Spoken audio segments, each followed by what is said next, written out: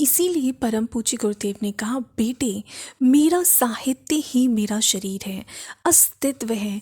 अपने सद्गुरु से मुझे जो ज्ञान मिला है उससे मैं भविष्य में आने वाली तबाही को स्पष्ट देख रहा हूँ। यह तबाही मानसिक विकृति के रूप में होगी और इसे ठीक करना है तो उसके लिए मेरे शक्तिशाली विचारों की ज़रूरत पड़ेगी। जितनी मौतें भूख से तड़प कर होंगी उससे कहीं अधिक और भयंकर मौतें विचारों की विकृति तथा दिमाग खराब होने की वजह से होगी। ऐसे में दवाइयाँ और अच्छा खाना देने से बीमारी ठीक नहीं होगी, बल्कि उस बीमारी को मेरा लिखा हुआ साहित्य ठीक करेगा, क्योंकि बीमारी 90% तक मानसिक रहेगी। लेकिन बेटे आपको यह सब अभी नहीं समझ में आएगा। मैं दुनिया के हर व्यक्ति तक नहीं पहुंच सकता, क्योंकि मैं लंगड़ा हूँ। तुम मुझे अर्थात मेरे साहित्य को अपने कंधे पर बिठा लो और हर धर्म के हर संप्रदाय के व्यक्ति तक मुझे पहुंचा दो। इस अमृत की हर व्यक्ति को आवश्यकता है।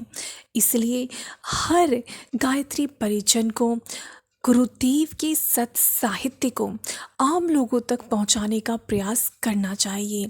आप यदि परम पूज्य गुरुदेव की कोई किताब एक बार पढ़ लेंगे और यदि आप पढ़ने के शौकीन हैं या आपका अध्यात्म में इंटरेस्ट है और आप अपने ज्ञान को और बढ़ाना चाहते हैं, तो आप निश्चित ही यह कहेंगे कि इतना अच्छा साहित्य है, इतनी अच्छी पुस्तकें आपको पहले क्यों नहीं मिली। और जब कोई व्यक्ति कोई अच्छी चीज़ को चख लेता है या खा लेता है जो उसने कभी भी पहले न चखी हो न खाई हो, तो वह व्यक्ति उसका स्वाद सभी को बताना चाहता है और खिलाना भी चाहता है। यही कारण है कि हम लोग पुस्तकों के रूप में अपने परम पूज्य गुरुदेव पंडित श्री राम शर्मा आचार्य जी को आपसे मिलवाते हैं। और परम पूज्य गुरुदेव ने 3200 के आसपास किताबें लिखी हैं जो जीवन की विभिन्न समस्याओं का समाधान करती हैं और बहुत सी हमारी जिज्ञासाओं को शांत करती हैं। जीवन के हर क्षेत्र से संबंधित जो हमारे प्रश्न होते हैं उनके उत्तर, उनके समाधान हमें परम पूज्य गुरुदेव की पुस्तकों में मिलते हैं। और गुरुदेव ने जो एक सबसे बड़ा काम इस युग में किया वो था चारों वेदों, 18 पुराणों, षट दर्शन, 20 स्मृतियाँ, 108 उपनिषदों का उन्होंने हिंदी में भाष्य किया, मतलब उनको हिंदी में ट्रांसलेट किया। क्योंकि ज़्यादातर हमारे जो वेद, पुराण, स्मृतियाँ, उपनिषद हैं, इनकी जो भाषा है वो ज़्यादातर संस्कृत है, जो हर किसी की समझ में नहीं आती। वो भी बहुत मुश्किल वाली जो संस्कृत है उसमें है और वो लोगों की समझ में नहीं आती थी, इसलिए लोग उनको पढ़ नहीं पाते थे। इसीलिए परम पूज्य गुरुदेव ने सबके लिए उन्हें उपलब्ध कराया और इन सब का हिंदी में उन्होंने भाष्य किया, इसको हिंदी में ट्रांसलेट किया। अपनी प्रखर लेखनी से युगानुकूल 19वां पुराण भी लिख डाला, जो कि किसी ऋषि के ही बलबूते की बात है कि वो पुराणों का लेखन कर पाए, पुराणों की रचना कर पाए। और गुरुदेव ने 19वें पुराण प्रज्ञा पुराण की रचना की, जो कि 4 खंडों में प्रकाशित है। इसके 4 पार्ट हैं।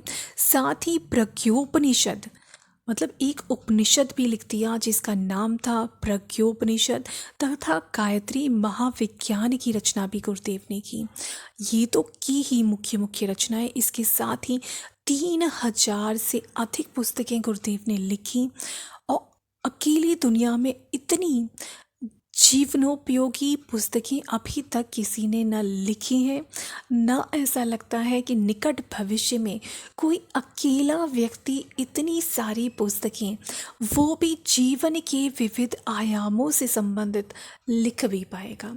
तो उनके अंदर एक ऐसी दैवीय शक्ति थी जो वो चाहते थे कि दुनिया के हर धर्म संप्रदाय के लोगों तक पहुँचे और सारे ही लोग जो आज के ज़माने में टेंशन है, परेशानी है, चिंता है, कष्ट है, और ये सारी की सारी हमारी जो चिंताएं हैं 90% तक ऐसी हैं जो किसी आधारहीन होती हैं, जिसका कोई ख़ास रीज़न नहीं होता, वो बस हमारे गलत सोचने की वजह से होती हैं।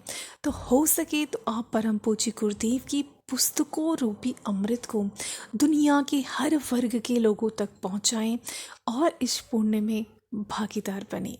सभी को प्रणाम। जय गुरुदेव, जय श्री राम।